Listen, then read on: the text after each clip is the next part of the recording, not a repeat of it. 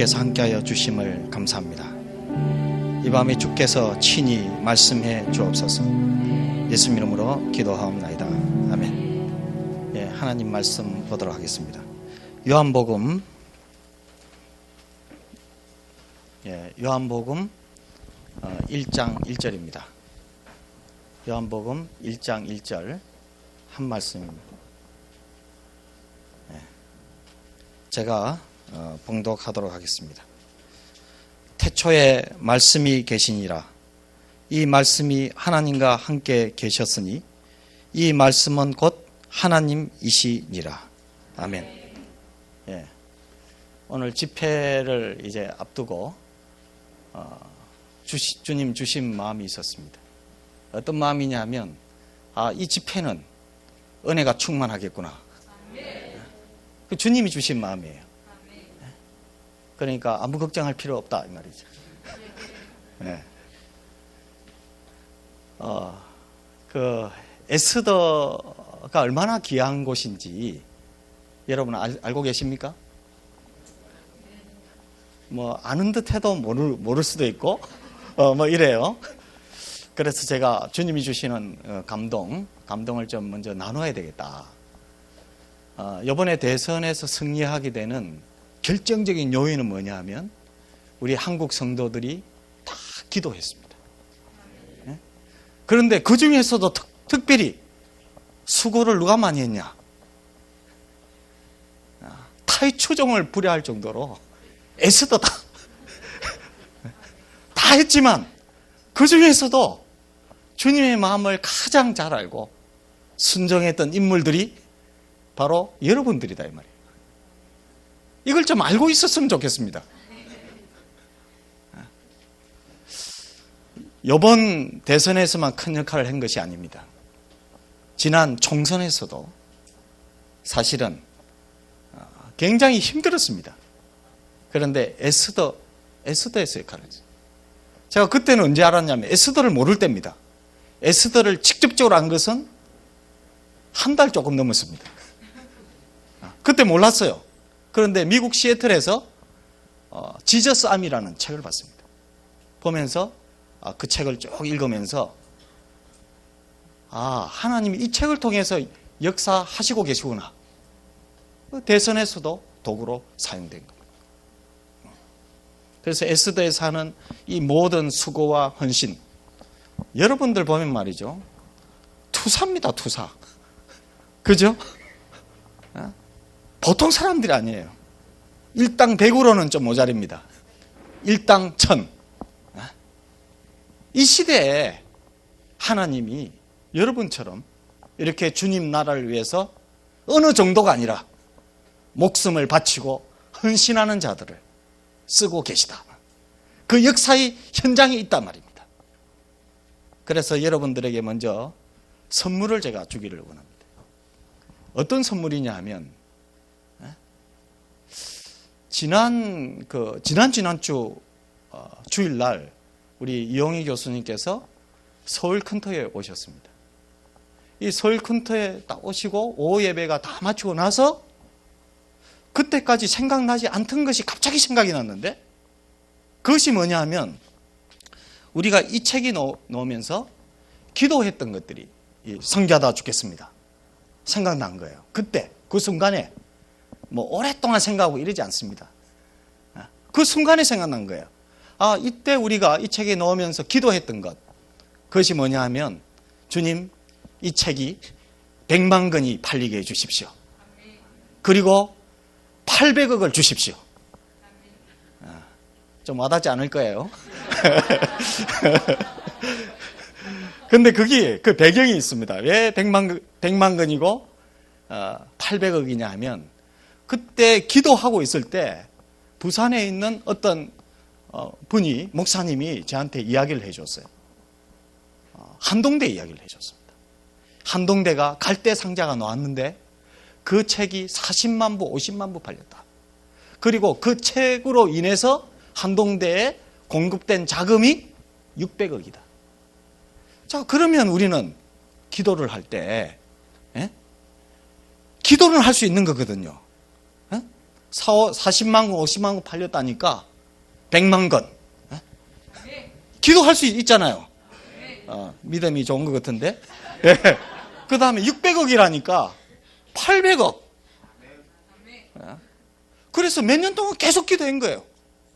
몇 년 동안 기도해도 전혀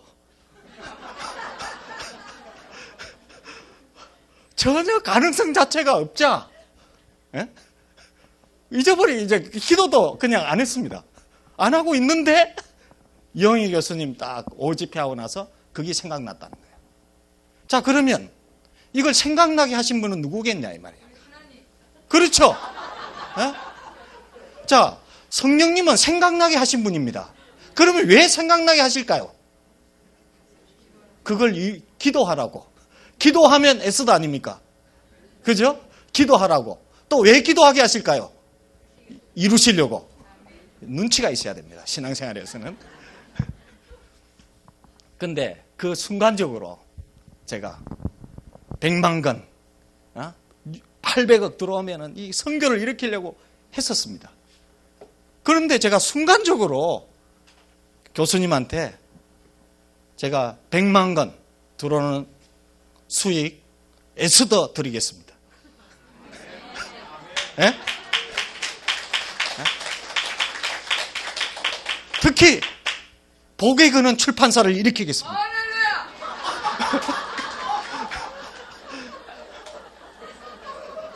예, 복의 근원에서는 또 수입의 남는 거를 다 또 에스더에 또 투자하더라고.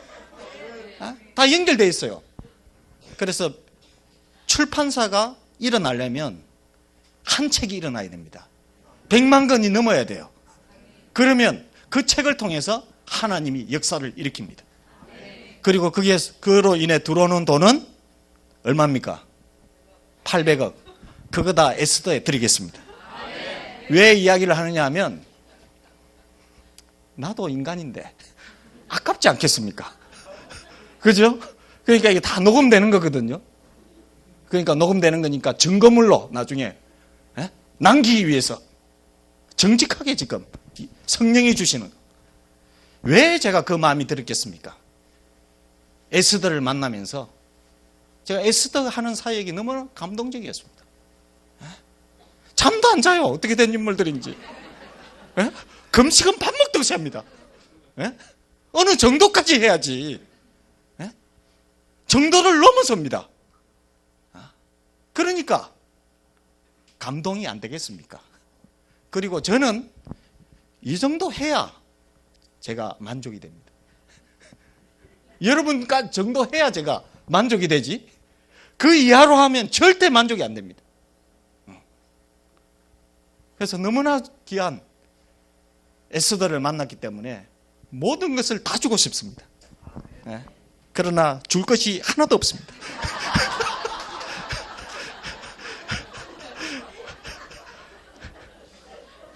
그러니 이제 생길 거, 또 우리가 2년, 3년 동안 기도했던 거 수고한 거 아닙니까? 그걸 그냥 넘겨드리는 거예요.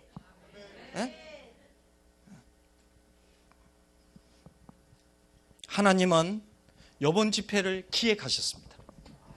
그런데 사탄의 방해도 만만치 않습니다. 우리가 부산에서 오늘 고속도로 타고 왔는데 우리 차가 고물차가 아닙니다. 한 5, 6년 됐지만 갑자기 2번이나 그런 일이 있었습니다. 엑셀레이터가 안 밟히는 거예요. 그래가지고 급히 이렇게 옆으로 해가지고 세워가지고 다시 시동을 끄고 갔습니다. 근데 1시간 또 지나서 또 안 밟히는 거예요. 또 그랬습니다. 그때서야 우리가 이게 영적 싸움이기도 하지만 어디를 가야 되겠다? 자동차 고치는 데를 가야 돼. 이거 잡분간해야 돼. 이 분별력이 굉장히 중요합니다. 계속 이거 영적 싸움이라 해가지고 기도하고 차를 축복하고 이렇게 해가지고 안 됩니다. 이게 왜냐하면 가보니까 연료 필터가 다 돼가지고 갈아줘야 되는 거예요. 2, 3만 킬로에 한 번씩 갈아줘야 되는데 우리는 10만 킬로 될 때까지 안 갈았습니다. 딱 가는 거예요. 돈도 얼마 안 들었습니다. 4만 5천 원. 그리고 맛있게 오늘 저녁 식사 얼마나 좋았습니까? 그죠? 냉면. 식당에서도 맛볼 수 없는 냉면입니다. 거기에다가 고기, 그 다음에 인절미. 감동을 주는 식품들이에요, 아주. 예. 근데 그걸 딱 먹고 있는데 갑자기 제 아들한테 전화가 왔습니다. 아빠, 우리 하정이를 위해 기도해 주세요. 하정이가 지금 넘어졌는데 전신마비 증상을 일으키고 일어나지도 못하고 옴짝들싹 못하고 있습니다. 딱 들을 때 어떻겠습니까? 밥 먹고 있는데 지금. 참 영적 싸움을 한 번 두 번 아니고 여러 번 하다 보면 이것이 좋은 신호라는 걸 압니다.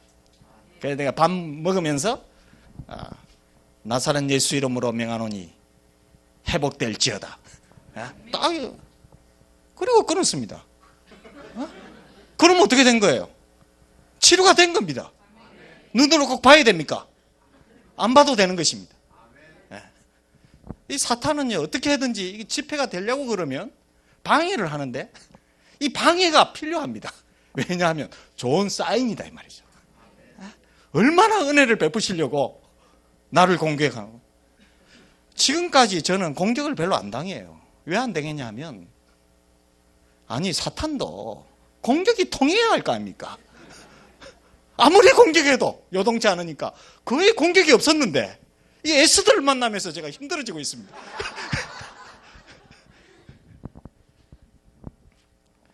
그러면 어떻게 해서 이 선교에 대해서 이렇게 과도한 열심으로, 이것이 하루아침에 놓은 작품이 아닙니다.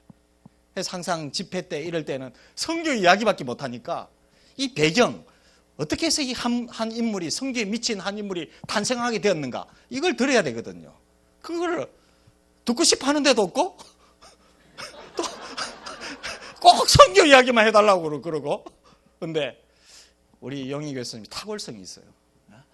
나도 이야기할 생각도 없었고 이랬는데 딱 이렇게 집회를 기획해가지고 이렇게 한 거예요. 그래서 오늘은 그 시간도 별로 안 쫓겨요. 여러분들의 스타일은 무슨 스타일입니까? 철야 스타일 아닙니까? 그죠? 저도 무슨 스타일이냐? 철야 스타일입니다. 그러니까 우리가 맞는 것이다. 그렇다고 해서 시간은 제가 굉장히 잘 지킵니다. 하다가도 시간 되면 그냥 내려옵니다. 그러니까 시간 구애받을 필요 없어요. 시간 되면 끝이면 되니까. 이번 집회는 시작할 때마다 우리 선교하다가 죽겠습니다. 이 내용 중에 하나씩 이렇게 4번이 되겠죠, 그죠? 하나씩 제가 읽어드리도록 하겠습니다. 오늘 읽어줄 것은 서론가도 같은 거예요. 서론. 과도한 헌신, 가분한 은혜. 큰터 교회에 오면 여러 가지 놀랄 일들이 많다. 한 교회에서 33가정을 파송했으며 협력하는 선교사 가정이 70여 가정이 넘는다는데 놀란다.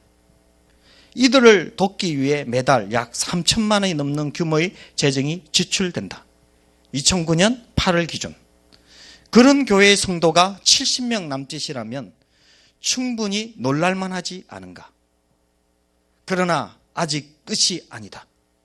상가 2층에 자리 잡은 교회를 방문해 둘러보면서 느끼는 놀라움은 주일 예배를 드리는 분열 고등학교 강당을 방문할 때쯤이면 황당함으로 변할 수밖에 없다. 나로서는 이 지연이는 우리 교회 부목사입니다. 나로서는 문창훈 목사의 개척 초기에 얽힌 이야기를 귀로 들을 수밖에 없었으나 한마디로 정리하자면 그건 과도한 헌신이었다. 가난한 가부가 흥금깨에 넣은 마지막 2랩돈이며 어린아이가 드린 물고기 2마리와 보리떡 5개이다. 한 여인이 결혼 지참금으로 준비해 두었다 그리스도의 발 앞에 깨뜨린 항료옥합이며 바나바가 자신의 밭을 팔아 사도들의 발 앞에 둔 그 값이다. 예수께서 부르셨을 때 제자들이 자신들의 그물과 배와 가족들까지 버려두고 쫓았던 그 헌신이다. 예수를 만난 사람들의 반응은 언제나 자신의 모든 소유와 자신을 드린다. 주님께서 자신의 전부를 주셨기에 경험하였기에 보이는 반응이다. 밭에 감춰진 보화를 발견한 사람이 자기의 소유를 다 팔아 그 밭을 샀듯이 그 극히 값진 진주를 만난 상인이 자신의 모든 소유를 팔아 샀듯이 말이다. 기독교의 생명력이 언제나 이런 성도의 과도한 헌신에 있다. 그렇다면 이 헌신의 결과는 무엇인가? 결론적으로 말하자면 가분한 은혜이다. 받은 은혜 때문에 드린 헌신이지만 오히려 되돌아오는 것은 더욱 큰 은혜이다. 이 은혜가 더욱 큰 헌신으로 이어지는 것이다. 기독교는 은혜의 종교이다. 하나님의 은혜는 은혜 위에 은혜이다. 하나님의 자녀가 되었다. 천국을 선물로 받았다. 영원한 생명을 약속받았다. 금생과 내생의 복을 받았다. 그럼에도 그 은혜를 표현하자면 가장 큰 은혜는 아직 오지 않았다 라고 말할 수 있지 않을까. 부족한 우리의 지혜로는, 한계를 가진 우리의 경험으로는 그 은혜를 모두 깨달을 수 없고 누릴 수 없기 때문이다. 그 은혜를 더욱 복되게 얻는 방법을 감히 말하자면 과도한 헌신이라고 하고 싶다. 우리에게 충만한 은혜가 경험되지 못하는 이유는 언젠가부터 계산하고 따지고 균형 잡고 주저하는 나쁜 습성 때문이다. 하나님께서 계산하셨다면, 따지셨다면, 균형을 추구하셨다면 우리가 과연 은혜를 경험할 수 있었을까? 사실 외형적으로 보자면 큰토교회가 받은 복은 내세울 게 없다. 개척 10년이 지났지만 여전히 상가 건물에 위치하고 있다. 성도수는 몇 년째 제자리 걸음을 반복하고 신앙이 크게 성숙하여 훈련된 일꾼이 크게 일어난 것도 아니다. 많은 사람들이 알아주고 따르고 싶은 모델로 삼기보다는 교회가 균형을 잃었을 때 어떤 모습이 되는가를 보여주는 모델로 해자될 때가 많다. 하지만 그럼에도 큰토교회는 가분한 은혜를 누리고 경험하는 교회이다. 이 중요한 시점에 제가 물 한 컵만 마시도록 하겠습니다.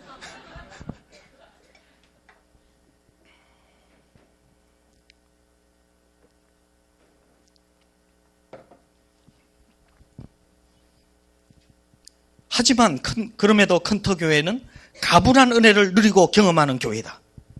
왜냐하면 하나님을 제한하지 않았기 때문이다. 하나님이 일하시는 모습을 경험했기 때문이다. 하나님을 선물로 받았기 때문이다. 그분만으로 만족감을 얻었기 때문이다. 하나님의 자녀로서 추구해야 할 가장 큰 복, 가장 큰 은혜는 과연 무엇일까?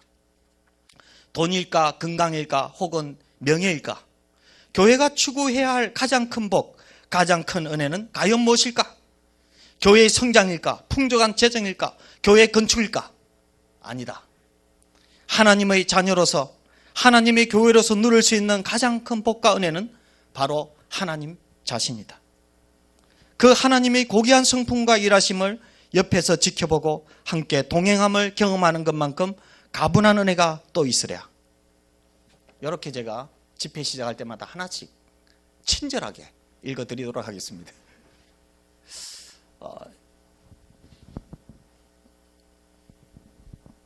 어디부터 시작할까?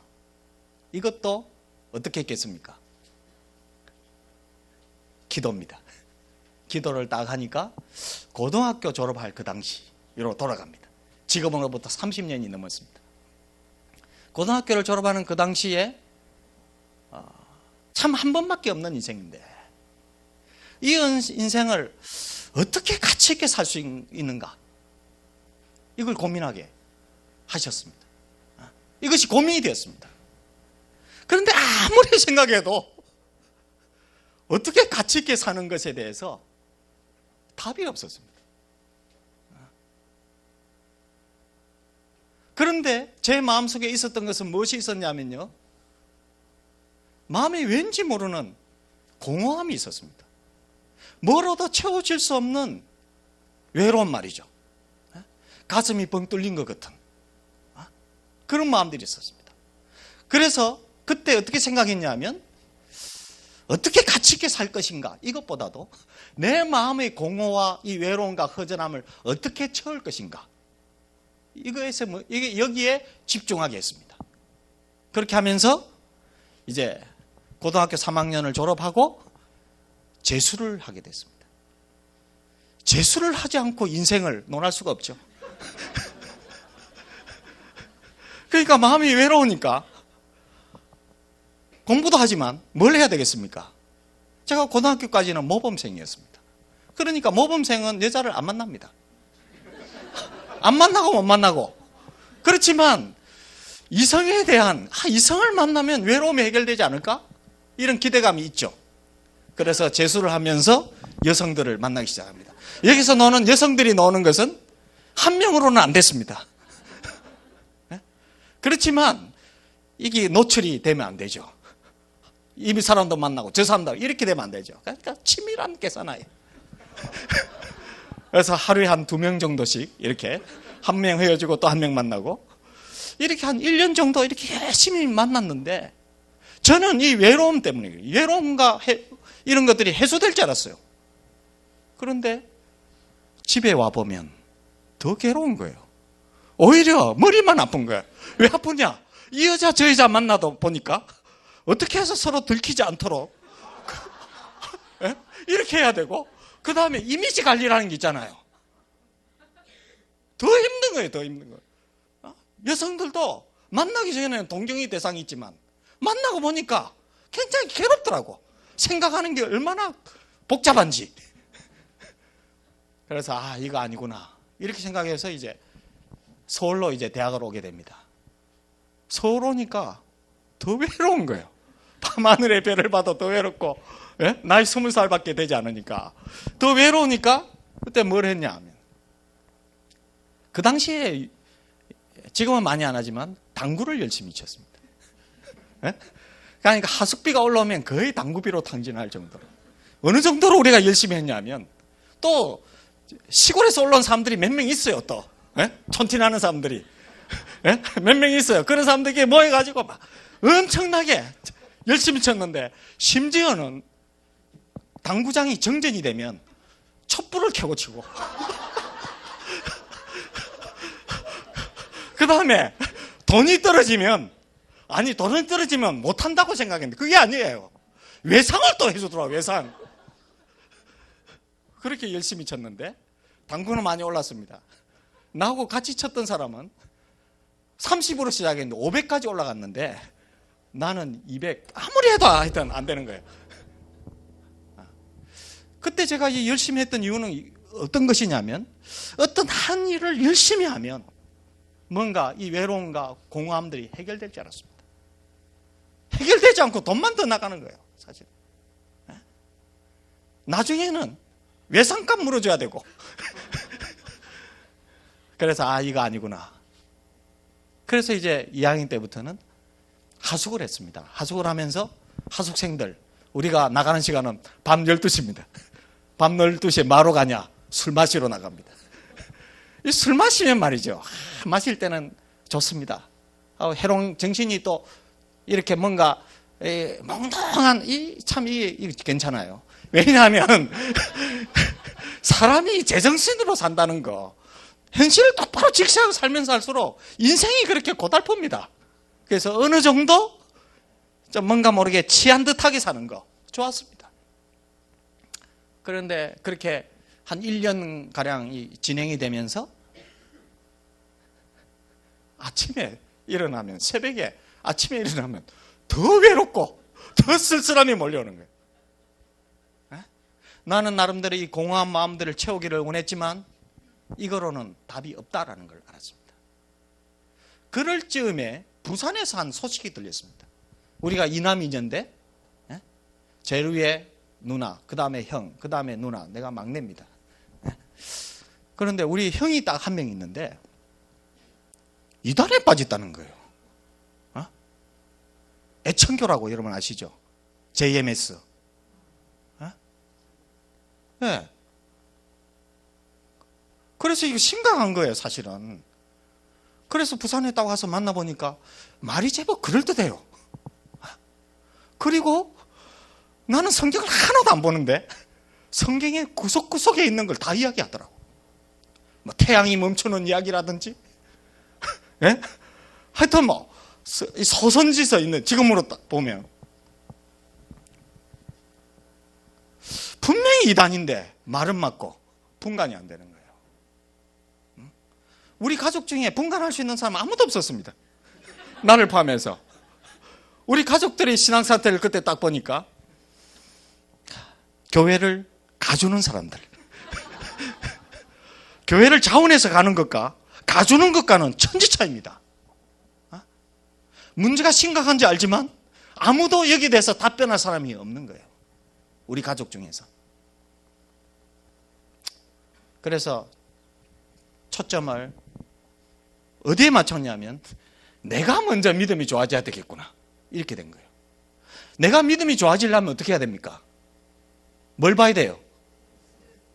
저는 또 자존심이 있어서 누가 내 믿음을 도와준다는 것이 용납이 안 됐습니다. 내가 스스로 좋아져야 되겠구나. 그렇다 보니까 성경을 보게 됩니다.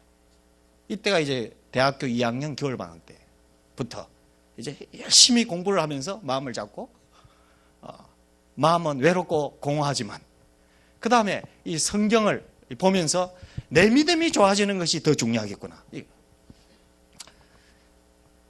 그래서 도서관에 갑니다. 3학년 때부터는 도서관에 딱 가서 공부를 하는데 새벽 6시가 문 여는 시간이거든요. 그런데 뭐부터 봐야 되겠습니까? 성경부터 봐야죠. 왜냐? 믿음이 좋아지는 게 문제니까. 그 성경부터 보는데 이 성경이 얼마나 잠이 오게 하는지. 안 그래도 잠이 많은데 성경만 보면 막. 그럴 때 어떻게 해야 됩니까? 포기해야 됩니까? 아니면 계속 봐야 됩니까? 예? 계속 봐야죠.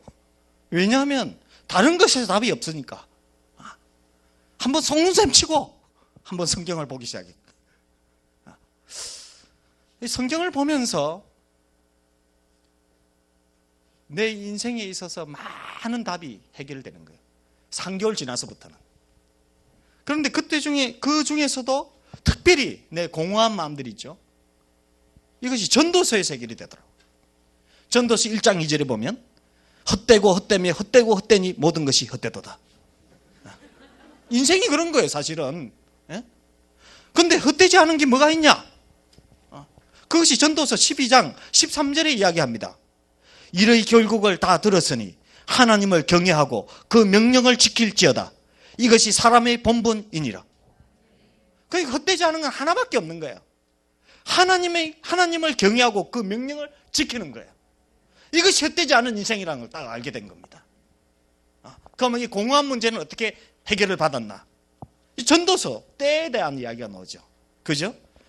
천하의 범사의 기한이 있고 모든 것이 이룰 때가 있나니 날 때가 있고 죽을 때가 있고 심을 때가 있고 심은 거 뽑을 때가 있고 죽일 때가 있고 치러지길 이때 이야기하다가 숨 넘어가겠는데 하여튼 그러다가 몇 절이냐면 11절에 하나님이 모든 것을 지으시되 때를 따라 아름답게 하셨고 또 사람에게 영원을 사모하는 마음을 주셨느니 이거예요 바로. 이걸 제가 발견한 거예요. 이게 내가 그렇게 외롭고 공허하고 이런 것들이 다른 문제가 아니라 하나님이 나를 찾고 있었던 음성이구나. 이걸 이 말씀을 통해서 깨닫게 됩니다. 그리고 말씀을 제가 열심히 붙잡았던 이유가 뭐냐 하면 이것도 깨달아진 거예요. 태초에 오늘 본문 말씀이 계시니라. 이 말씀이 하나님과 함께 계셨으니 이 말씀은 곧 하나님이시니라. 아니, 말씀이 하나님이라는 거예요. 그러니까 말씀을 보면 하나님을 만나는 겁니다. 그러니까 하나님 만나기 위해서는 말씀을 봐야 됩니다. 하나님 안 만나고 일하면 굉장히 힘들어집니다. 그래서 매일 깨달아지지 않는 말씀을 3개월 동안 봤습니다. 그런데 3개월이 지나서부터는요, 이 말씀이 열리기 시작하는 거예요. 말씀이 열리고 깨달아지고 누구도 안 해줬는데 성령께서 이 말씀을 이렇게 알 수 있도록 은혜를 베풀어 주시기 시작했습니다. 이렇게 되면서 이 말씀이 이제 계속 이제 사모함으로 되어지잖아요. 그렇지만 또 말씀을 못 읽을 때가 있잖아요. 그죠? 그럴 때 어떻게 했냐? 내 생각에 이런 생각이 들더라고. 그 당시에 아니 내가 말씀은 안 읽고 밥은 열심히 먹고 아니, 밥만 열심히 먹는 게 아니죠. 간식도 열심히 챙겨 먹고. 이게 양심에 걸리더라고. 이게 뭐와 같으냐면 짐승 같은 삶이거든요. 이게 바로 짐승 아니냐? 돼지. 예? 예?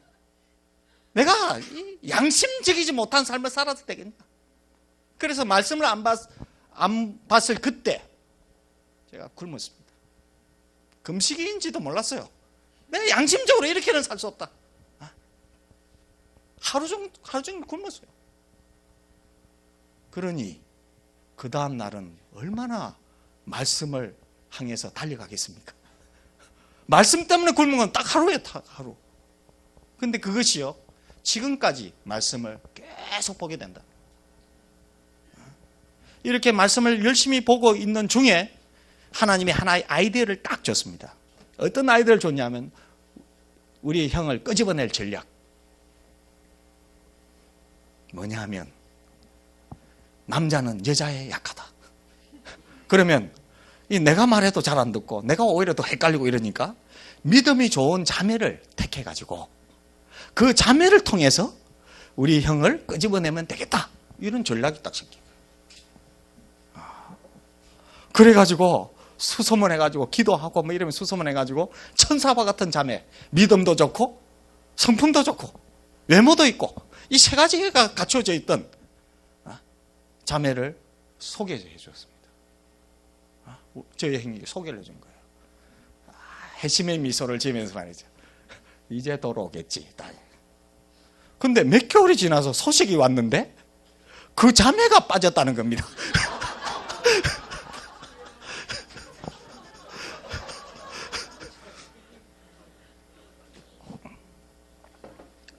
그 양심의 부담감 알겠죠? 네? 한 영혼을 건지기 위해서 한 영혼을 더 지옥의 구렁텅 위로 들어가게 한 겁니다. 양심이 너무 부담스러운 거예요. 이것이 그럴듯한 거지만 이거 아니었구나. 응? 그런 중에서도 성경은 계속 봐나가고. 응? 그런데 부산에서 전화가 딱 한 통화 걸려온 거예요. 그 자매의 언니가 여자 전도사님인데 그 당시에 나이도 그렇게 많이 안 된 것 같아요. 한 20대 후반 정도 됐는데 성경을 200독인가 300독 한 그 전도사님이 자꾸 기도하는데 내가 생각나더랍니다. 전화하고 싶은. 전화가 온 거예요. 기도하다가 생각나는데 형제님이 우리 동생을 한번 만나줄 수 없겠냐.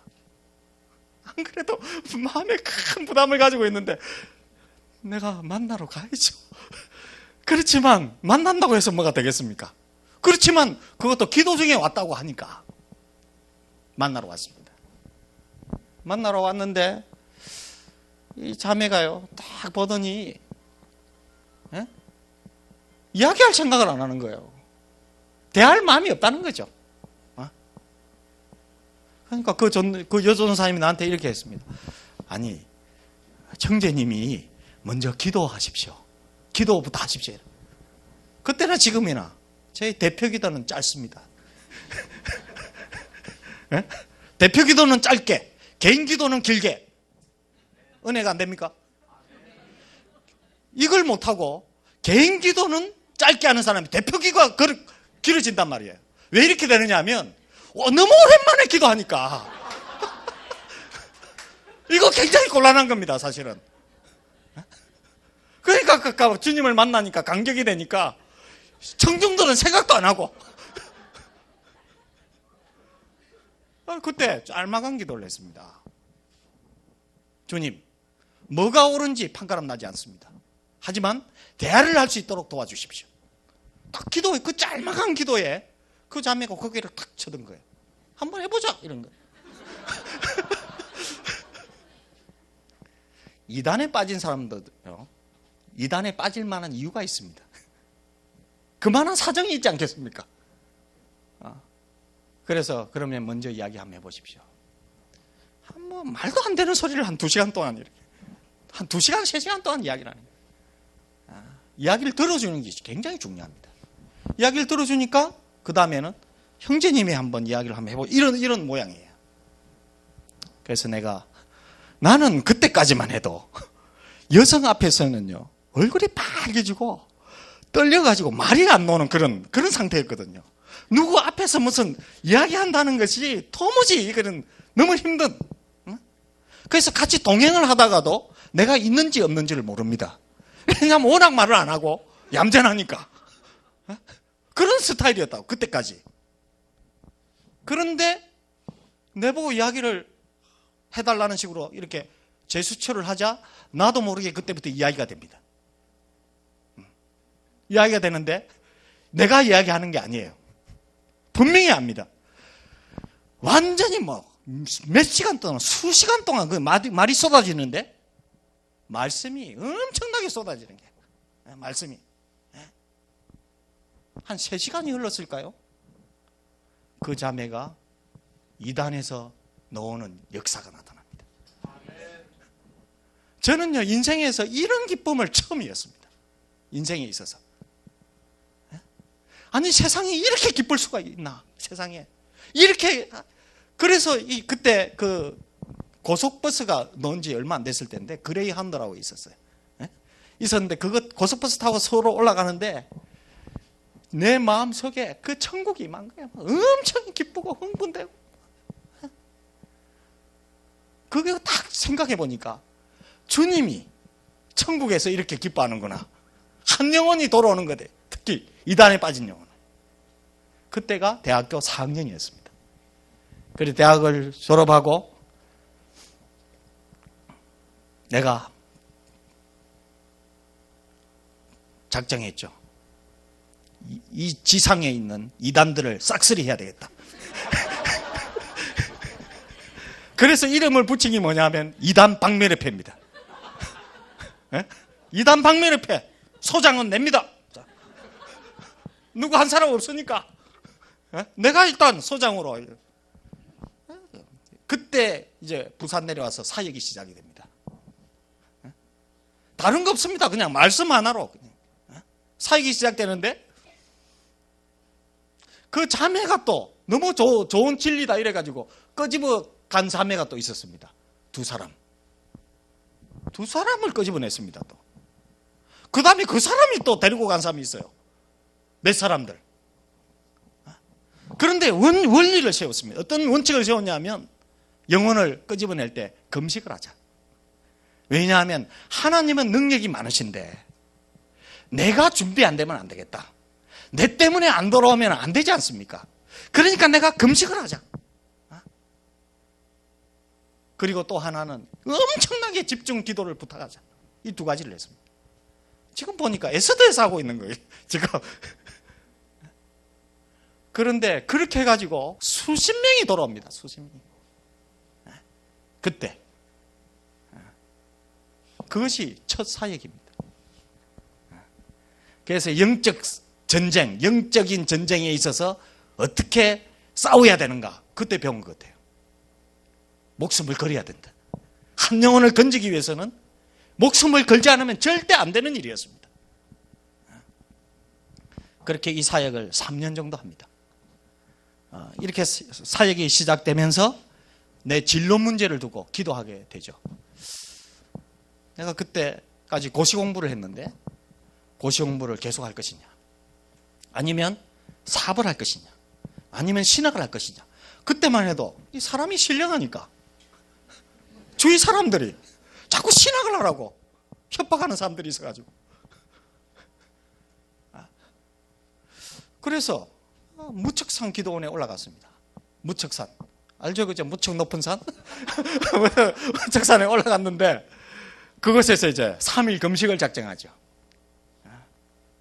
마지막 날이었습니다.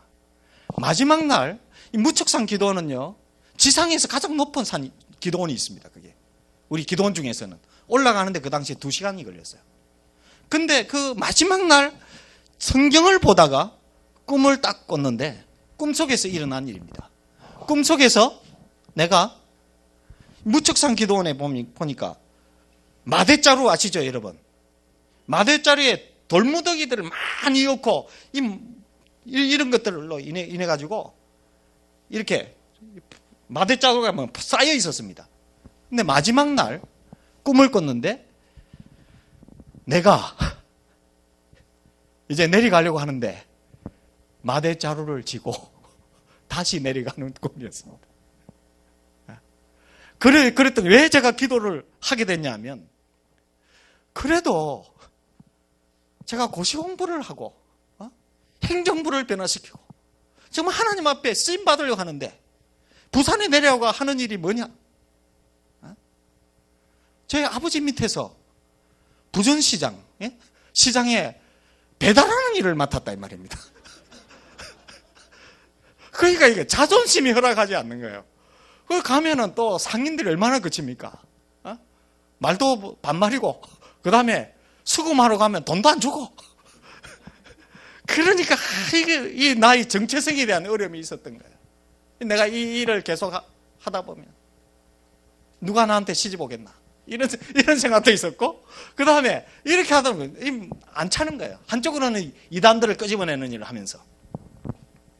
그래서 기도원에 올라가서 기도했는데 돌무더기를 쥐고 딱 내려. 그때 연상되는 말씀이 있었습니다. 수고하고 무거운 짐진 자들아 다 내게로 오라. 내가 너희를 편히 쉬게 하리라. 작은 일에 충성된 자는 큰 일에도 충성되고 작은 일에 불의한 자는 큰 일에도 불의하니라. 응답이 이것입니까 저것입니까? 이것이 아니었고 하고 있는 일에 충성해라 이것이었습니다.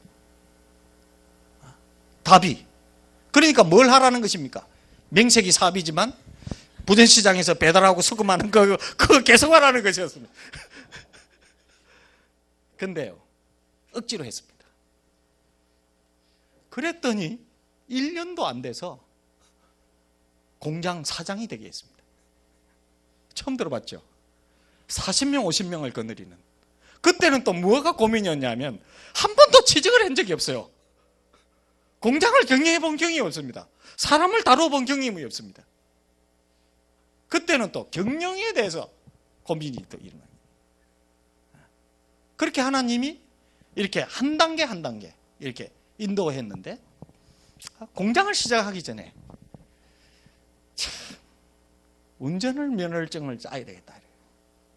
시험 치러 갔습니다. 그 당시에는 운전면허 시험을 학원에 다니지 않고 그냥 가는 거예요. 가서 붙는 겁니다. 그래서 다른 사람도 다 그렇게 하길래 나도 갔습니다. 그런데 이것이 쉽게 되지 않는 거예요. 코스와 장거리가 있었는데 코스가 L자, S자, T자 3개가 있어요. 왜 기억하느냐? 이야기를 들어보면 기억할 만해요. 왜냐하면 처음 시험 갔는데 L자부터 떨어져가지고 무려 몇 번이나 떨어졌냐면 코스에서 7번. 그럼 8번째는 어떻게 붙었냐? 금식기도 하고 붙었다 이 말이에요. 그래가지고 그 다음에 장거리에서는 이거 도저히 안 되겠다 이래가지고 우리 자영이 경찰청에 있었어요. 그래서 전화 좀 해달라. 아무래도 전화 좀 해주면 아무래도 나를 좀 부드럽게 봐주지 않겠냐. 안내도 좀 해주고. 그래가지고 이 코스 시험 치러 갈 때는 말이죠, 방송을 하는 거예요. 문창욱 씨 어디 계십니까? 그래가 방송에 딱 가니까 그게 책임자입니다. 위에서 전화를 받았는데 이거 장거리에는 요렇게 하면은 그냥 된다. 그랬다. 이론이야 누가 모르겠습니까? 이렇게 하고 딱 갔는데 이렇게 차가 딱 오다가 첫 번째는 시동이 그냥 꺼져버리는 거예요. 그래가 탈락되고, 두 번째 탈락되고, 세 번째 탈락되고, 네 번째 탈락되고, 다섯 번째 탈락되고, 여섯 번째 탈락되고, 일곱 번째 탈락되고, 여덟 번째 또 금식기도. 지금 생각해보니 이 훈련입니다. 네. 이 작은 일도 기도 없이는 안 된다는 거, 하나님이 안 도와주시면 안 된다는 거, 이걸 철두철미하게. 그 당시에요 10일에 한 번씩 갔는데 무려 몇 번이나 갔냐? 1년 내내 다녔습니다. 그때 그 코스 처음 치러 갔을 때, 그 다음에 이 설명해 주던 그 경관 아저씨, 그때 딱 이렇게 시동기까지가 가니까, 문창욱 씨, 우리가 웬만하면 해줄 수가 있는데 이렇게 하면 사고 납니다. 연습 좀 많이 하고 오세요. 얼마나 창피한지. 나중에 수입 정지를 보니까 붙일 데가 없어가지고 겹치고로 붙이고 14전 15기입니다. 그때는 운전 시험 치러 가는 것이 지옥 가는 것보다 더 힘든, 더 가기 싫은 것이었지만 갑니다. 언제까지 가야 됩니까? 붙일 때까지 간 거예요. 결국 붙었습니다. 끈질김이 필요한 거예요, 사실은. 예? 뭐든지. 예? 운전면허증을 딱 따자. 바로 나갔습니다, 시내로. 내가 실현당한 것도 있지. 예? 바로 나갔는데 시동이 또 꺼진 거예요, 도로 중앙에서. 그때는 오토가 아니고 수동입니다. 그랬더니 경찰이 이렇게 딱 달려와가지고 면허증 봅시다. 이러는. 면허증을 또 안 가져갔네요. 그래가지고 그때 내가 들은 이야기는 경찰을 만나면 돈을 주면 된다더라. 그래가 주머니에 딱 그래가지고 딱 했는데 1,000원짜리 한 2장 꺼내려했는데, 예? 내가 1,000원짜리 2장 꺼내려 했는데 딱 나왔는데 배추 이파리 10,000원짜리가 나온 거예요. 그래가 딱 주니까 열 수가 없죠. 자기도 보고 나도 봤으니까. 이야기해 줬습니다. 아무리 운전 못해도 안 걸리면 된다. 편안히 가십시오. 안내까지.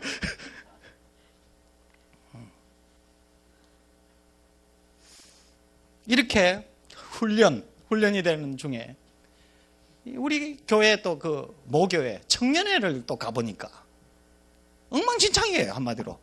뭐냐면 세상 모임보다도 못해요.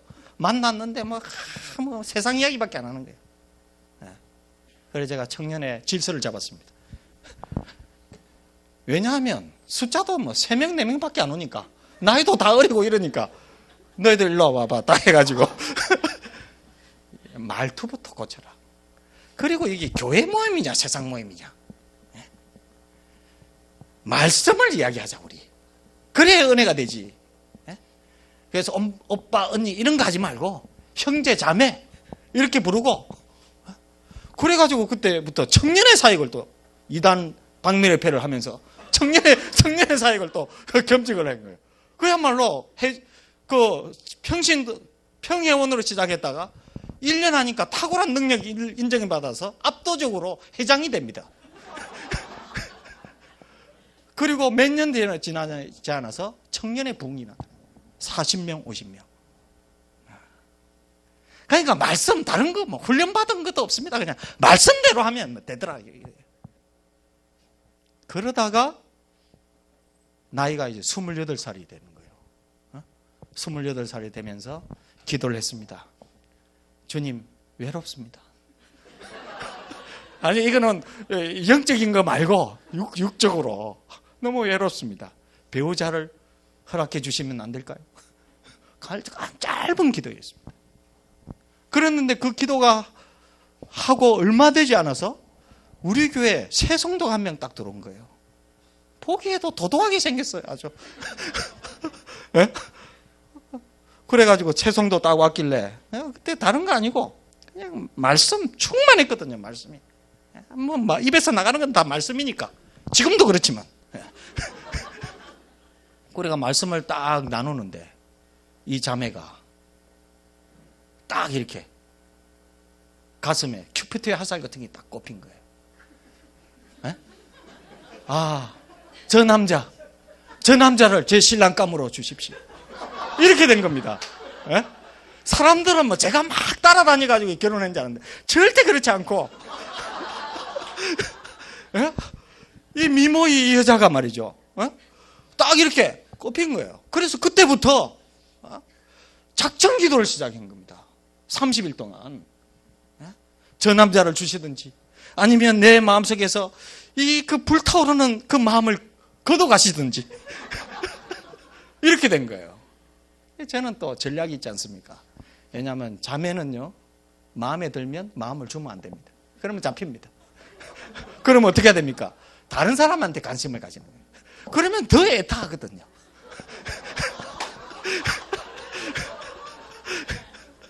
예? 그러니까 너무 자존심이 상한 거예요. 이 자매가. 아니 내가 웬만한 사람이 이렇게 관심을 가지고 이러면 안 끌려오는 사람이 없었는데 이거 어찌 된 판인지 너무나 착각하게 되고 자존심이 너무 상한 거예요. 그러니까 더 기도가 깊어질 수밖에 없는 거예요. 그런데 그때 이제 또 하나님 마음을 주셔가지고 한번 전화를 한번 해봐야 되겠다. 그 자매한테. 왜냐하면 이 전화도 참 지혜가 필요했습니다. 왜냐하면 청년회 회장이 새로 들어온 청년 여자에게 전화를 해가지고 관심이 있다더라. 아니면 뭐 이러면 사익에도 지장이 있는 거거든요. 그래서 조심스럽게 전화를 했습니다. 자매님, 제가 청년회 회장으로서 이렇게 전화를 한다고. 조심스럽게 했는데 그쪽에서는 너무나 기뻐하는 거예요. 너무 나에게 자신감을 주는 거예요. 그래서 너무 자신감 주길래 우리 한번 만나자. 그래가 한 번을 만나고 두 번째 만나서 이 자매가 이야기를 하는 거예요. 제가 사실은 그때만 해도 공손했습니다.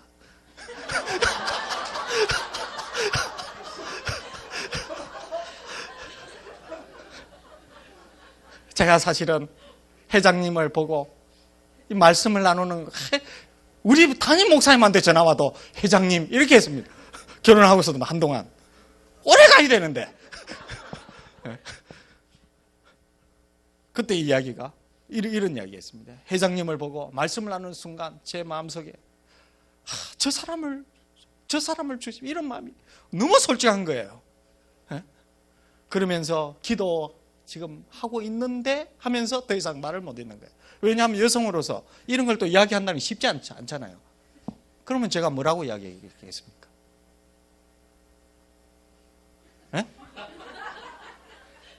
주저하고 있는데. 그래서 이야기를 했습니다. 계속 이야기해봐.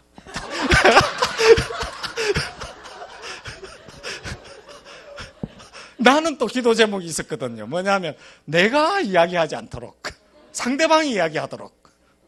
근데 이야기를 하니까 그래서 두 번째 만나서 결혼을 결정하고 2달 후에 결혼식을 올립니다. 왜냐하면 원리가 그래요. 하나님이 뜻이면 무조건 하면 됩니다. 뭐 재고 이럴 필요가 없는 거예요. 그냥 중요한 문제일수록 단순하게 결정하라. 쉬운 문제일수록 고민하라. 결혼 조건이 뭐냐? 이게 다 성교와 나중에 다 연관됩니다. 결혼 조건이 저는 우리 부모님을 모시는 거다. 이거예요. 그러니까 거기는 아니 그게 뭐 힘들겠냐? 우리 엄마 아버지하고도 지금 살았는데 주위에서 언니들은 엄마는 말린 거예요. 아니 그게 쉬운 게 아니 그게 뭐 그래 힘들겠냐고. 엄마 아빠처럼 생각하면 되는 거지. 그래가 고집이 있어요. 그래가지고 주위 사람들을 반대를 무찌르고 다 설득시켰어요. 그래서 우리가 결혼을 딱 했습니다. 문제는 그때부터죠. 이게 얼마나 힘든지. 고부간의 갈등. 결혼한 지 며칠 되지 않아가지고 울고, 그 다음에 저희 또 어머니는 또 서운해가지고 다 세대 차이가 너무 많이 나니까 어떻게 수습하느냐. 먼저 어머니를 딱 만납니다. 어머니를 딱 만나면 너무 속상해가지고 철도 없고 어떻게 저렇게 귀하게만 자라가 뭘 인생을 모르냐 이래. 그럴 때 어떻게 이야기해야 돼요? 어머니, 제가 봐도 철이 너무 없습니다. 인생을 더 배우고 어른을 더 존경하고 조금만 이렇게 생각해도 얼마든지 잘할 수 있는 걸 어떻게 그렇게 못하는지 모르겠습니다. 조금만 더 참아주십시오. 뭐 기분이 싹 풀리는 거예요. 그러면 방 밖에 제 아내가 기다리고 있습니다. 딱 기다리고 있는 거예요. 기다리고 있으면 우리 방 다락방이었거든요 그때. 그래서 자기 집에서는 다락방에서 너를 어떻게 살게 하느냐. 이것도 뭡니까? 장롱이 안 들어가는 다락방인 거예요. 그래서 딱 우리 방으로 올라가자. 우리 방에 딱 올라가서 딱 이야기한 겁니다. 아니, 어머니가 말이지 그렇게 해서 되겠냐? 이 당신이 이렇게 사는 것만 해도 귀한 일인데. 에? 아니, 요즘 세상에 부모님을 모시고 사는 사람이 어딨냐? 그리고 당신이 뭐가 부족하냐? 미모가 없냐? 에? 배우기를 덜 했냐? 상냥하기까지 안 돼. 그러면 그거로 만족해야지. 하면 다 풀리는 거예요. 그럼 또 서로 만나면 또 좋아지는 거예요. 하회는 바로 그렇게 하는 겁니다. 속인 거 아니거든요. 이게 딱 맞는 거예요.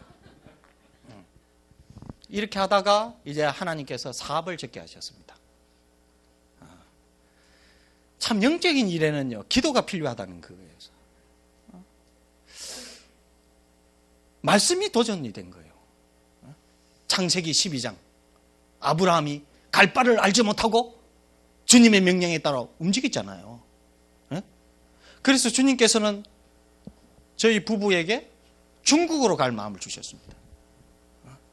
그런데 중국으로 가려고 하니까 또 장애가 있는 거예요. 해결돼야 될 문제가 몇 가지 있는 거예요. 그 기도하고. 그리고 설득이 쉬운 것이 제 아내는, 제 아내는 사실은 같지 않았기 때문에 제가 마음껏 이야기할 수 있는데, 뭐 중국 선교 뭐 이런 거 별로 아니고, 얼마나 힘들었겠습니까? 사는 것이. 부모님을 모시고. 그죠? 그러다 보니까 중국 갈래? 이러니까, 아, 중국 좋다고.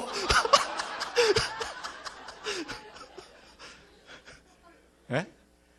뭘 모르면 쉽게 결정됩니다. 가고 상황이 워낙 아무리 힘들어도 부모님하고 사는 것보다는 힘들지 않겠죠. 그죠? 그런 생각을 딱 하니까 쉽게 자원이 되죠. 근데 우리가 그러면 중국 어디로 가냐? 아, 갈 바를 알지 못하고 가라 했으니까. 말도 안 되고. 한번 어디를 어떻게 가르치냐. 기도 안에 딱 생각난 인물이 있었어요. 누구냐 하면 조선족인데 이 한국에 와가지고 고향을 못 찾아가 헤매고 있더라고. 그래서 내가 고향을 찾아줬습니다. 밀양 어디더라고요. 딱 그게 면 소재지가 고향을 찾아. 이분이 가면서 하는 말이 뭐냐면 중국에 오면 저한테 연락하십시오. 제가 안내를 해드리겠습니다. 차도 있습니다. 그분이 생각난 거예요. 그 전화번호를 주고 왔거든. 그래가지고 그분 전화를 딱 하니까 아, 중국 오신다고요? 그러면 오십시오. 그래서 다른 데는 마중 나올 사람이 없고 그분이 사는데 그분이 차를 가지고 마중 나오겠다 하는 거예요. 그래서 지역이 어디냐면 중국 요녕성 심양입니다. 심양시. 딱 간 거예요. 그때 이미 아이가 2명입니다. 큰애는 3살, 92년 말이니까. 그 다음에 작은 애는 6개월. 우리 부부. 이렇게 딱 갔는데 이분이 이제 마중을, 그때 그 비행장 상황이요. 짐을 뭐로 이렇게 실어 나누냐면 승객들이 짐을 그 니어가 있죠. 그거로 막 이렇게 그때 이게 길거리에도 중국 신장만 해도 자동차도 다니고 자전거도 다니고 소도 다니고 말도 다니고 그런 시대였습니다. 그때 그 당시에 딱 마중 놓은 거예요. 한국 차 포니처럼 그런 차를 딱 타가지고 그래가지고 자기 집으로 딱 안내를 하는데 뭐 노래방 같은 분위기였습니다. 그러면서 안방을 딱 내주는 거예요. 그때 그 언덕 그것을 생각하면 너무 감사합니다. 우리가 마음껏 섬기겠습니다. 그래가지고 첫째 날도 좋았고 둘째 날도 좋았고 셋째 날도 좋았습니다. 좋았는데 이분이 묻는 거예요. 계속 있으니까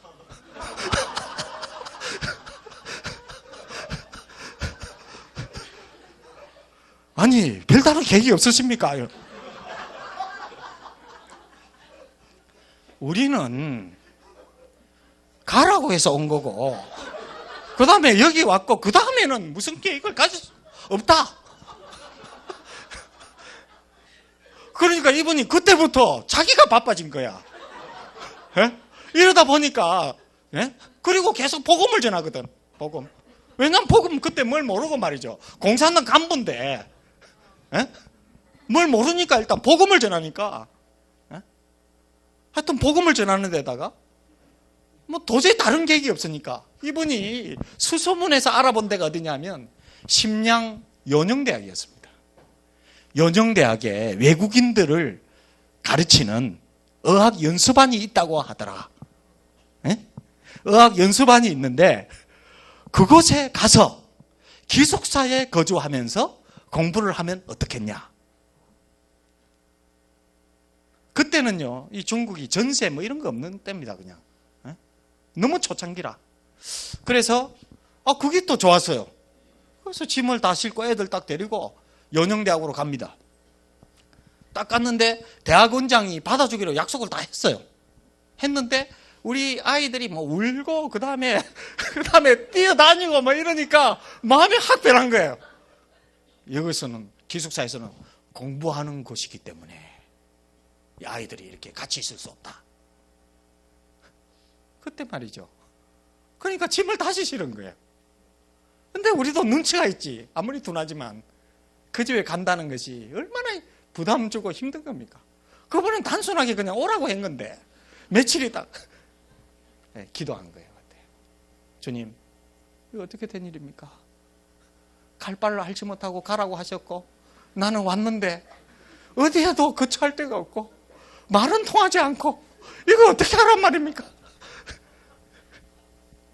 딱 북경에 또 생각난 거예요. 조선족 한 명이. 전화를 하니까 북경에 오라는 거예요. 북경에. 내가 식당을 하는데 음식도 다 대접하고 더군다나 심양 연영대학에서 자전거로 10분만 타고 가면 자기 아파트가 있다는 거예요. 여호와 이레. 그곳에서 이 선교가 시작이 됩니다. 그냥 뭐 누가 지원 그 다음에 이런 거 없고 지원이 아니고 우려. 그 당시에 중화인민공화국이었거든요. 그래서 우리 중국 간다고 한송이 해줄 때 비장한 각오를 했습니다. 우리가 가지만 다시 돌아온다는 보장은 없습니다. 실제 그런 마음이었죠. 왜냐하면 주님이 어디를 가야 될지도 모르고 또 무슨 일을 해야 될지도 모르고 또 그 중화인민공화국이 또 너무나 어두울 때였지 않습니까? 그래가지고 그 한송의 그 장이 눈물바다가 됐습니다. 근데 애들도 모릅니다. 우리는 그냥 갑니다.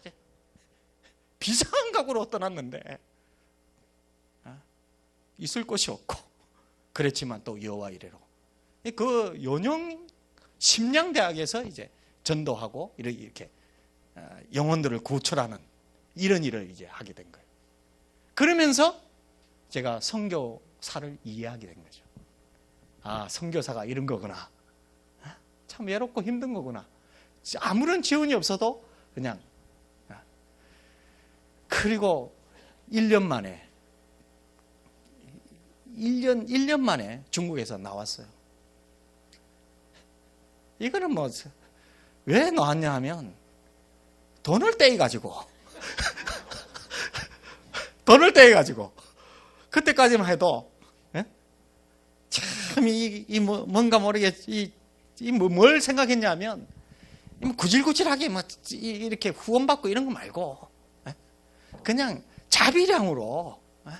왜냐하면 그때만 해도 선교에 대해서 열려지지 않았기 때문에 누구도 관심이 없었기 때문에 그렇게 해서 사업을 하나 투자하려고 했는데 돈이 떼인 거예요.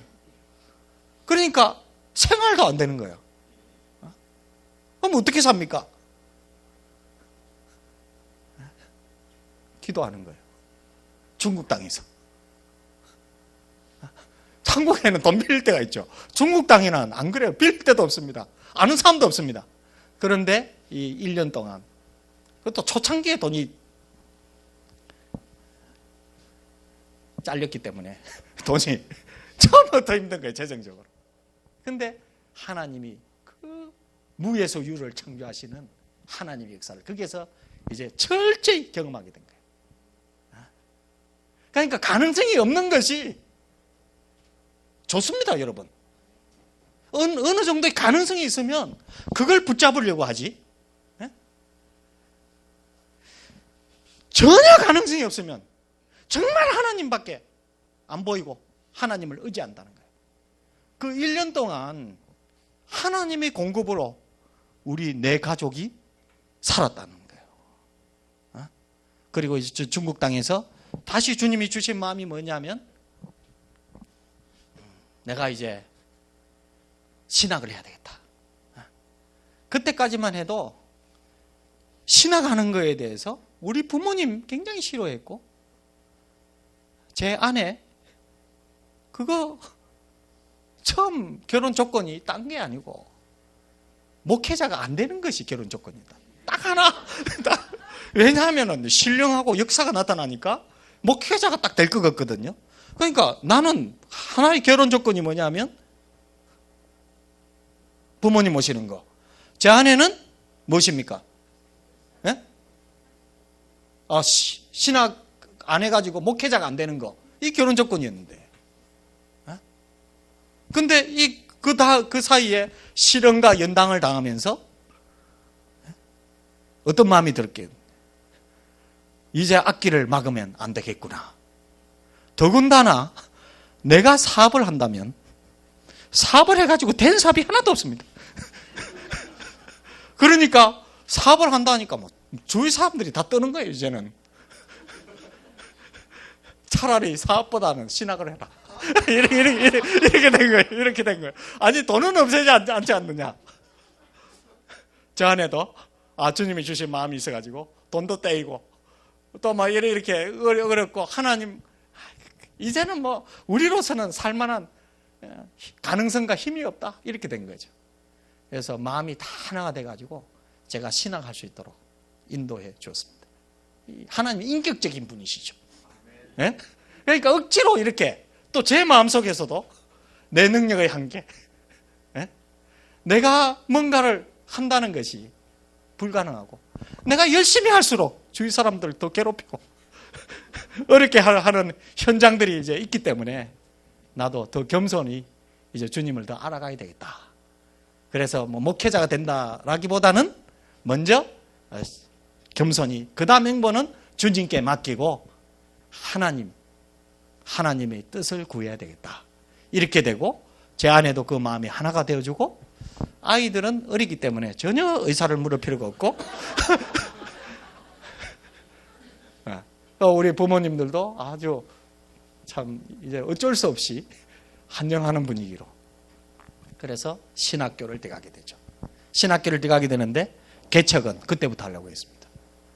그때부터 1학년 들어갈 때부터 길이 안 열리는 거예요. 개척을 하려고 하는데. 그래가지고 내가 개척을 하려고 하는데 아무도 지원하지 않고 그래서 기도합니다. 기도했더니 답이 나왔습니다. 어떤 답이 나왔냐면 개척하지 말고 너 자신을 개척하라.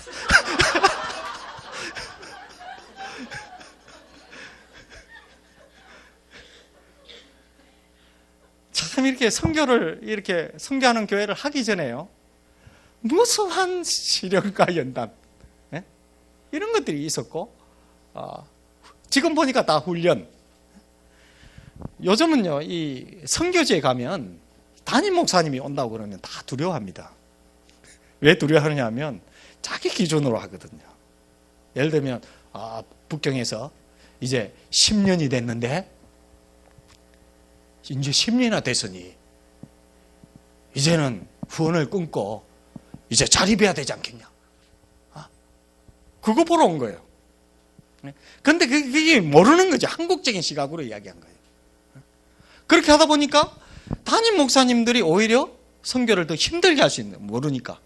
저는 어떻습니까? 선교사였습니다. 선교사를 압니다. 선교사를 압니다.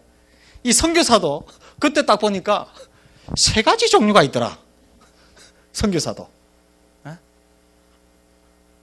할 수 없이 온 사람. 그런 사람이 있었습니다. 예? 유배 비슷하게. 이 교회에서 뭐 이런 하기가 곤란하니까 선교지로 보내는 사람들이 있었어요. 목회자들 중에. 예? 그런 사람 좀 낫습니다. 더 심한 사람 뭐냐면 거의 사기꾼인 사람이 있어요. 예? 선교사라는 이름을 가지고 있지만 내용은 오히려 주님의 일을 가로막는. 선교사 잘 분간해야 됩니다. 세 번째가 이제 정말 바르게 하는 이런 사람들. 이걸 분간해내야 되죠. 사실은 선교사를 많이 보내는 게 중요한 게 아니고 제대로 된 사람을 보내는 게 중요하죠.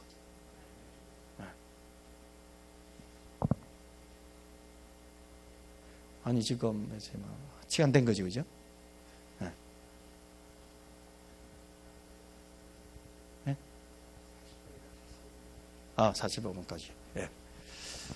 시간이 언제 이렇게 간지 모르겠네. 그래서 그때 이제 이 모든 이 선교를 하기 위한, 지금 생각해 보니까 조성을 해 주셨다. 뭐냐면 여러분 딱 제가 보다시피 굉장히 밝잖아요. 그죠? 쓴뿌리가 없어 보이잖아요. 네? 이거 굉장히 중요합니다. 네? 그러니까 어릴 때부터 네? 우리 집에서 일은 내 혼자 안 했습니다. 어려가지고. 네? 안 하고 막내로서 사랑만 봐, 사랑만. 그러다 보니까 사랑을 충분히 받다 보니까 네? 상처가 없어요. 상처가 없을 뿐만 아니라 사람을 또 잘 봅니다. 굉장히 긍정적으로. 그런데 그것도 훈련이 있었습니다. 너무 사람을 잘 믿으니까 사기꾼들이 얼마나 잘 달라붙는지.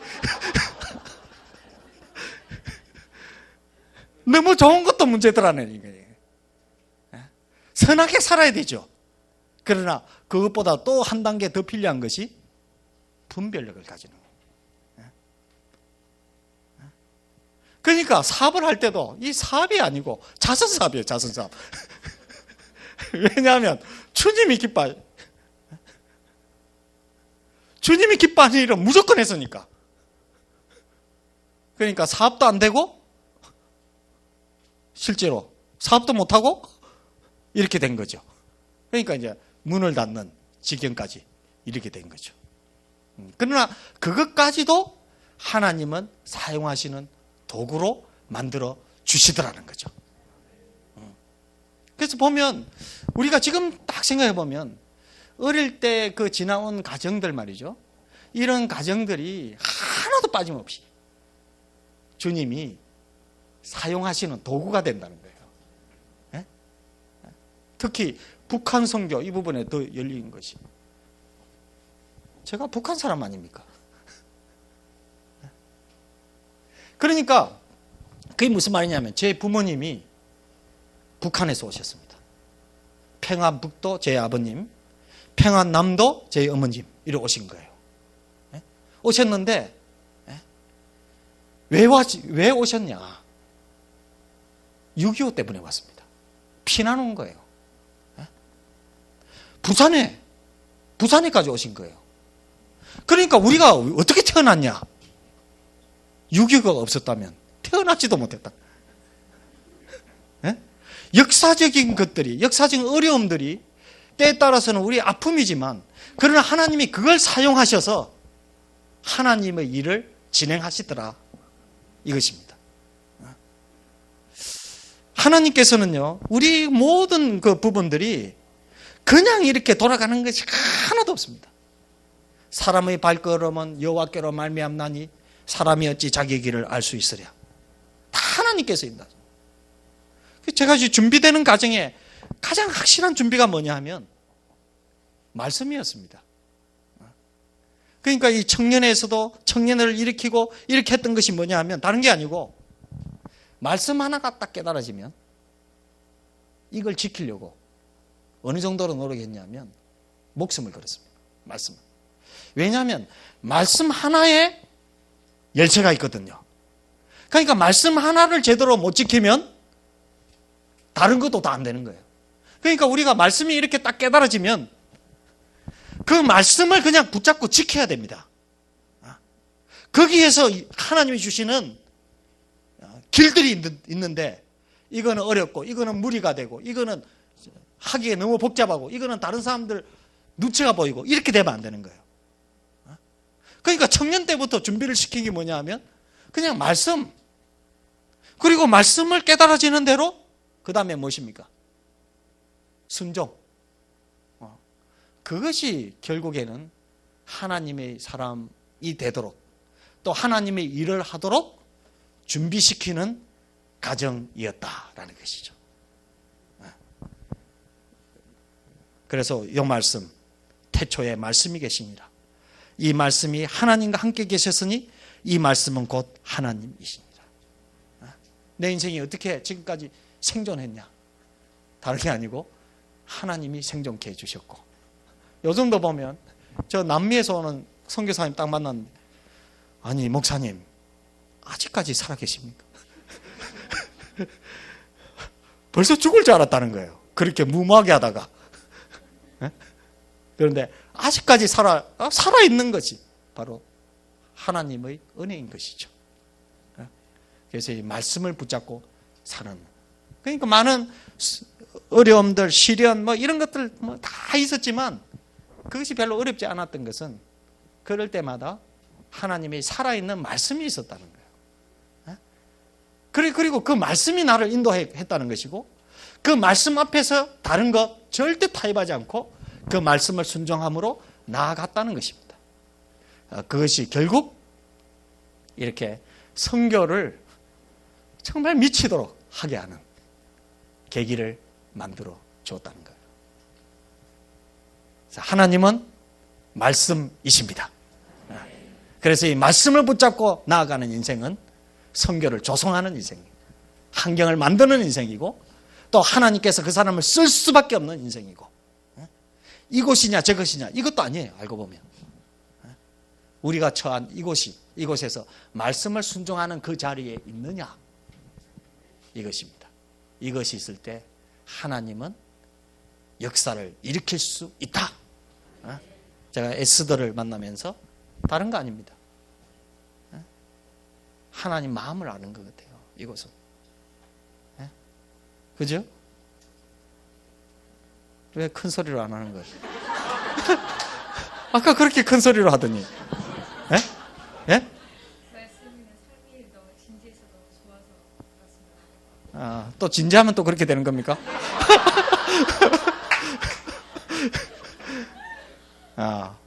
제가 발견한 그거예요. 아니, 에스더에서 저한테 뭐 해준 게 있습니까? 예? 별로 해준 게 없어요. 금요일 저녁에 오면 죽거리 주는 거. 그런 감동적이었습니다. 예? 근데 왜 저는 에스더가 이렇게 좋습니까?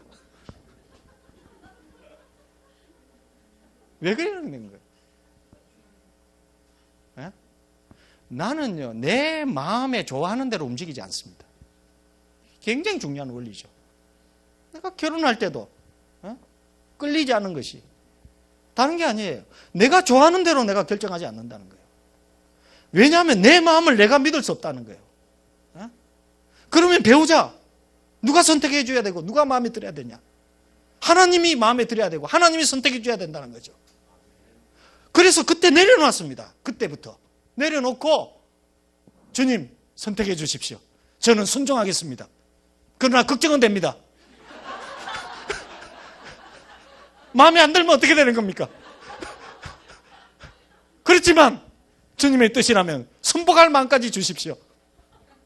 그것 뜻이셨거든요. 그랬더니 하나님이 그렇게 고분고분한 여성을 주셨지 않습니까? 결혼할 당시까지 말이죠.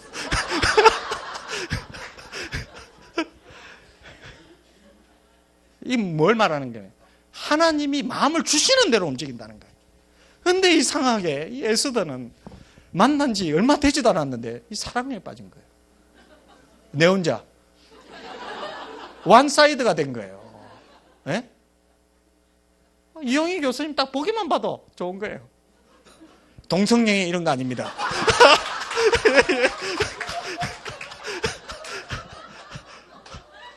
우리는 동성애이나 싸우고 있습니다. 낙태 안 됩니다. 이런 거 아닙니다. 그냥 주님이 부어주신 다윗과 요나단과 같은 그런 마음이죠. 하나님의 일에 전심으로 그 마음을 두고 나아가는 거. 그게 바로 하나님께서 기뻐하시는 것이기 때문에, 하나님이 기뻐하기 때문에 내 마음이 이렇게, 신령한 내가 이렇게 마음이 움직인다는 겁니다.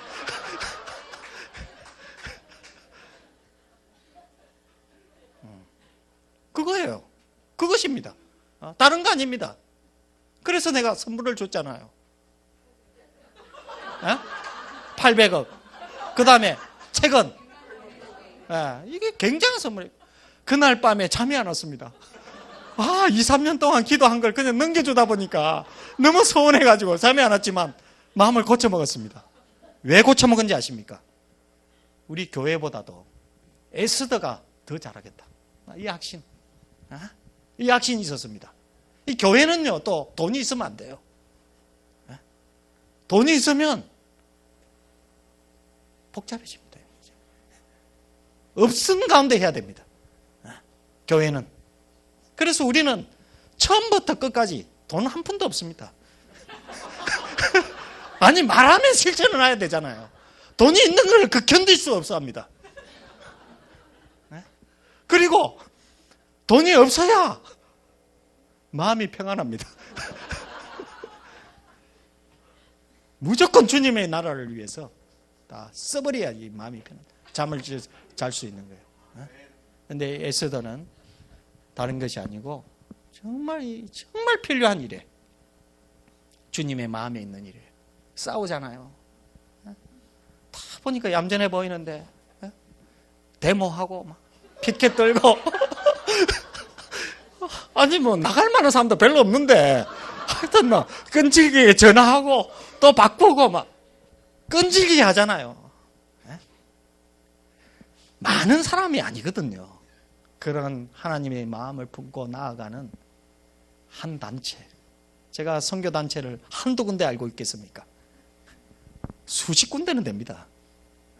근데 요즘은 에스더의 마음이 빼앗겨버려가지고 이걸 예보에서는 표시를 안 냅니다. 그냥 에스더 와서만 이야기합니다. 그래서 여러분, 투사로서 얼마나 힘들었겠습니까? 그죠? 그렇지만 안심하십시오. 여러분이 가는 길은 말씀이 인도하는 길이요, 진리를 세우고자 하는 길이요, 하나님이 기뻐하시는 길이요, 하나님이 원하시는 그것을 지금 여러분들이 헌신하고 있습니다. 1층부터 4층 한번 쫙 돌아보니까 있을 곳이 못 되더만요. 그렇지만 여기에 하나님의 마음이 있고 은혜가 넘치고 하나님의 역사가 있고 하나님을 위해서 뭐라도 달려갈 사람들이 있고, 또 그것을 인위적인 방법으로 하지 않고 기도함으로 나간다는 거, 이게 보통 일이 아니거든요. 그런 요번 집회는 이런 에스더를 축복하고 위로하고, 많이 만난다고 해서 아는 거 아니에요. 한 번 만나도 저는 안 해요. 그런데 몇 번이나 만났습니까? 많이 만났지 않습니까? 그래서 여러분들이 하는 헌신과 수고, 이건 하나님이 가장 기뻐하시고 인도해주고 있다는 거. 그러나 분명히 또 이 중에서도 문제아들이 또 있을 거예요. 분명히 있습니다. 몇 명은. 요즘 묵상하는 말씀이 포도를 흐는 작은 여우. 누가 여우인지는 모르겠습니다. 그런데 이런 부분들까지도 다 이번에 깨어지고 세워지고, 어떻게 될 것이냐. 말씀, 하나님 만나고 말씀을 만나면 이거 됩니다. 그래서 이번 기회를 통해서, 이번 집회를 통해서 하나님이 위대한 일하심을 경험하고 체험하는 이 복된 집회가 되어지시기를 바랍니다. 기도해야 되나? 제가 말한 게 있어가지고 대표 기도는 짧게. 이런 사람도 한 사람 필요한 것 같아요. 왜냐하면 기도하면 뭐 10분, 20분, 1시간 이렇게 계속 했지 않습니까? 그러니까 저처럼 짧게 하고 또 찬양을 하고, 이게 좋을 것 같아요. 주님, 우리가 주님 나라를 위해서 이렇게 헌신하며 살았는데 계속 살 수 있는 은혜와 힘을 부어 주옵소서. 예수 이름으로 기도합나이다. 아멘.